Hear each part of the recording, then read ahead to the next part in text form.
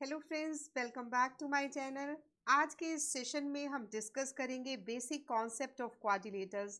Quadrilaterals क्या होते हैं, क्वाड्रिलेटर्स को क्वाड्रिलेटर्स क्यों बोला जाता है और इसके अंदर कौन कौन सी टाइप्स आती हैं। So let's begin with the video. Quadrilaterals, नाम से ही पता लग रहा है कि क्वाड्रिलेटर, क्वाड का मतलब होता है फोर, यानी कि कोई भी ऐसा फिगर जिसकी फोर साइड्स हों उसको क्या बोला जाता है, क्वाड्रिलेटर। कोई भी ऐसा फिगर जो क्लोज्ड हो, जिसकी चार साइड्स हो, उसको बोला जाता है क्वाड्रिलेटर। अगर कोई फिगर इस टाइप का है जो कि क्लोज नहीं है तो वो क्वाड्रिलेटर नहीं है। सो क्वाड्रिलेटर की कैटेगरी में सबसे पहले आता है पैरेललोग्राम। पैरेललोग्राम क्या होता है, ऐसा फिगर जिसकी अपोजिट साइड्स क्या होती हैं, पैरेलल होती हैं टू ईच अदर, उसको बोला जाता है parallelogram. Means A B is parallel to C D and A D is parallel to B C, यानी कि opposite sides are parallel. Parallel के केस में आपने ये चीज़ याद रखनी है कि जो इसके डायगनल्स हैं, डायगनल का मतलब ए को मैंने सी के साथ ज्वाइन कर दिया और बी को मैंने डी के साथ ज्वाइन कर दिया, इसका मतलब A C and B D, these are the diagonals of the parallelogram. These are the diagonals of the parallelograms. The diagonal of parallelogram bisect each other. Bisect का मतलब एक दूसरे को काटते हैं, जैसे कि ये दोनों AC और BD bisect कर रहे हैं at the point O. So diagonals of the parallelogram bisect each other. दूसरा आपने ये याद रखना है पैरेललोग्राम के केस में, each diagonal of the parallelogram divides it into two triangles of the same area. Means अगर ये हमारे डायगोनल्स हैं, अगर आप देखते हैं ए बी और डी, एक ट्रायंगल बन रहा है ए बी डी, तो दूसरा ट्रायंगल बन रहा है बी सी डी, ये दोनों ट्रायंगल का जो एरिया होगा वो क्या होगा, इक्वल होगा। ये आपने बात याद रखनी है जब भी पैरेललोग्राम की बात आए। इसके जो डायगोनल्स हैं वो इस फिगर को टू पार्ट्स में यानी कि टू ट्रायंगल्स में डिवाइड करते हैं जिनका एरिया क्या होता है, सेम होता है। सो इस तरीके से पैरेललोग्राम से रिलेटेड ये चीज़ें आपको ध्यान में रखनी है। अब बारी आती है area of the parallelogram. Area of parallelogram कैसे कैलकुलेट किया जाता है, फॉर्मूला है बेस इनटू हाइट। यानी कि अगर बी सी हमारा बी है, यहाँ से आपने एक परपेंडिकुलर ड्रॉ किया जिसकी हाइट है h, so area of the parallelogram is B multiply by h, यानी कि base multiply by the height. इस तरीके से एरिया को हम कैलकुलेट करते हैं। Next is rectangle. रेक्टेंगल क्या होता है, कोई भी ऐसा फिगर जिसकी अपोजिट साइड्स बराबर होती हैं, जैसे कि मैंने इसके कॉर्नर्स को यानी कि A B C D, these are the vertices, इसकी जो अपोजिट साइड्स हैं वो क्या होती हैं, बराबर होती हैं। मेरे कहने का मतलब A B is equal to C D and A D is equal to B C. इस टाइप की फिगर को क्या बोला जाता है, रेक्टेंगल बोला जाता है। और रेक्टेंगल के केस में क्या होता है, जो इसके एडजेसेंट जो साइड्स हैं वो क्या होती हैं, 90 डिग्री टू ईच अदर। मेरा कहने का मतलब ये 90 डिग्री का एंगल होगा, यहाँ पर भी 90 डिग्री का एंगल बनेगा, यहाँ पे भी 90 डिग्री का एंगल बनेगा और यहाँ पे भी 90 डिग्री का एंगल बनेगा। यानी कि each adjacent side is perpendicular to each other, means सारे एंगल्स इसमें क्या होंगे, 90 डिग्री के होंगे। अब अगर हम बात करें इसके डायगनल्स की, यानी कि ए को मैंने किससे मिलाया, सी के साथ मिलाया और बी को डी के साथ मिलाया। आपने एक बात याद रखनी है, diagonals of the rectangle are equal and bisect each other. Diagonals of the rectangle bisect each other, ये आपने बात याद रखनी है। एंड दे आर इक्वल, यानी कि रेक्टेंगल के जो डायगनल्स हैं वो इक्वल होते हैं। अब रेक्टेंगल का एरिया कैसे कैलकुलेट किया जाता है, लेंथ इनटू ब्रेड्थ। अगर ए डी हमारा एल है और सी डी हमारी ब्रेड्थ है, तो एरिया को कैलकुलेट करने का फॉर्मूला होता है लेंथ इनटू ब्रेड्थ। और पेरीमीटर को कैसे कैलकुलेट किया जाता है, 2 multiply L plus B, 2 multiply length plus breadth. इस तरीके से हम पेरीमीटर को कैलकुलेट करते हैं, यानी कि चारों साइड्स का total is the perimeter of the rectangle.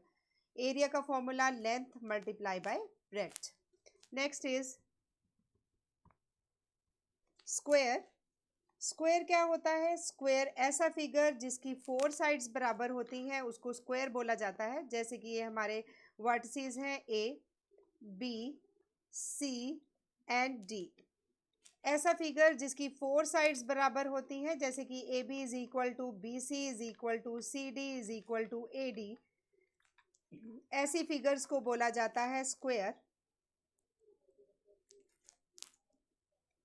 इसमें आपने क्या ध्यान रखनी है, जो डायगोनल्स होते हैं स्क्वायर वो क्या होते हैं? वो बाइसेक्ट करते हैं, एक दूसरे को इक्वल होते हैं। और बाइसेक्ट करने के लिए क्या कंडीशन है? They bisect each other at 90 degree. They bisect each other at 90 degree and diagonals of the squares are equal, having equal diagonals and bisect each other at 90 degree. Area of square को हम कैसे calculate करते हैं? Area of square का formula है side multiply by side, means area की चारों sides बराबर है। अगर ये चारों साइड्स हमारी ए हैं तो इसका एरिया हम कैलकुलेट करेंगे साइड मल्टीप्लाई बाय साइड, यानी कि A multiply by A, this is a square. And इसका पेरीमीटर का फॉर्मूला है 4 मल्टीप्लाई बाय साइड, यानी कि चारों साइड्स का total means 4 multiply by side. Next is rhombus. Rhombus क्या होता है? रोम्बस भी ऐसा फिगर है जिसकी चारों साइड्स बराबर होती हैं। बस इसमें एक बात आपने ध्यान रखनी है, जैसे कि A B C D is a rhombus. अगर इसके डायगोनल्स की बात की जाए, यानी कि ए को सी के साथ मिला दिया, मैंने बी को डी के साथ मिला दिया, diagonals of rhombus are equal. जो इसके डायगोनल्स हैं वो क्या होते हैं? अनइक्वल होते हैं। Diagonals of rhombus are unequal and ये बाइसेक्ट करते हैं each other at 90 degree. Bisect each other at 90 degree, इसको बोला जाता है रोम्बस। चारों साइड्स बराबर होती हैं, डायगोनल्स इसके अनइक्वल होते हैं। स्क्वायर और रोम्बस का क्या डिफरेंस है? जो स्क्वायर है इसका जो डायगोनल्स हैं वो क्या होते हैं? इक्वल होते हैं, और रोम्बस के डायगोनल्स अनइक्वल होते हैं, और ये भी बाइसेक्ट करते हैं ईच अदर एट 90 डिग्री। अब अगर हम बात करें अब रोम्बस के एरिया की, रोम्बस का जो एरिया है वो कैसे कैलकुलेट किया जाता है? रोम्बस के एरिया को कैलकुलेट करने के लिए फॉर्मूला है 1/2 multiply D1 multiply by D2। D1 और D2 क्या है? D1 is the first diameter, यानी कि sorry first diagonal. Diagonal D1 is the diagonal 1 and D2 is the second diagonal, यानी कि डायगोनल 2। यानी कि अगर ये वाले रोम्बस की बात की जाए तो एरिया हो जाएगा, इसका एक डायगोनल है AC और दूसरा डायगोनल है BD, और इसके हमें डायमेंशंस यानी कि इसकी AC और BD अगर हमारे पास गिवन है, यानी कि इन दोनों की लेंथ गिवन है, तो हम इजीली एरिया ऑफ रोम्बस को कैलकुलेट कर सकते हैं by using the formula 1/2 multiply by D1 multiply by D2। Next is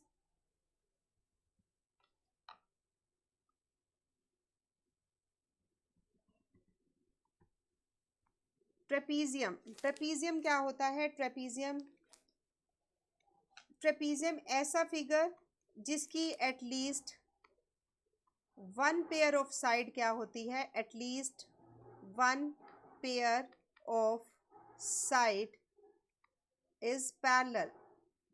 1 pair of side is parallel. इस केस में CD is parallel to AB। CD is parallel to AB, इसको बोला जाता है ट्रेपीजियम। ट्रेपीजियम ऐसा फिगर जिसमें at least 1 pair of sides is parallel, इसलिए इसको बोला जाता है ट्रेपीजियम।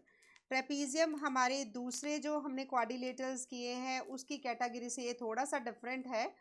सो इस टाइप के फिगर को क्या बोला जाता है? ट्रेपीजियम बोला जाता है, जिसमें at least one pair of side क्या होती है? वो है पैरेलल होती है।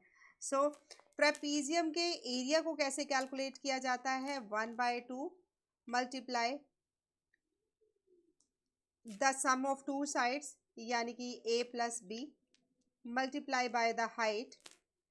अगर ये हमारी side C D is parallel to A B, C D की जो हमारे पास ये डायमेंशंस गिवन है, यानी कि सी डी हमारे पास गिवन है ए और ए बी हमारे पास गिवन है बी, इन दोनों का plus multiply by the height. Height का मतलब ये perpendicular distance from D D on A B, यानी कि इस टाइप यानी कि जो डी से परपेंडिकुलर डिस्टेंस है ऑन ए बी, ये हमारा एच है, यानी कि 1/2 multiply A plus B multiply by H, यानी कि sum of the sides which are parallel multiply by H. इस तरीके से हम ट्रेपीजियम के एरिया को कैलकुलेट कर सकते हैं। ऐसे ही ट्रेपीजियम को डिस्कस करते करते मेरे माइंड में एक क्वेश्चन आया कि एक कॉम्पिटिटिव एग्जामिनेशन में एक क्वेश्चन पूछा गया कि ट्रेपीजियम की मीडियन क्या होती है? ट्रेपीजियम की मीडियन वो लाइन होती है जैसे कि हमने ट्रेपीजियम की वो पेयर ऑफ साइड्स जो कि पैरेलल नहीं है। इस केस में जो BC है वो पैरेलल नहीं है, is not parallel to AD, यानी कि इसमें जो पैरेलल है वो CD और AB है, इसमें BC is not parallel to AD। So अगर इसके मिड पॉइंट से दोनों का मिड पॉइंट ले लिया, जैसे इसका मिड पॉइंट P है, इसका मिड पॉइंट Q है, इस P और Q को ज्वाइन करने पर जो एक लाइन ड्रॉ हुई है, इसको बोला जाता है, क्या बोला जाता है? इसको बोला जाता है median of the trapezium. Median of the trapezium, इसको बोला जाता है मीडियम। क्या याद रखना है? वो पेयर ऑफ लाइंस जो कि पैरेलल नहीं है, उनके मिड पॉइंट्स को लिया, उसको ज्वाइन किया और वहां से जो लाइन ड्रॉ हुई है वो होती है मीडियन।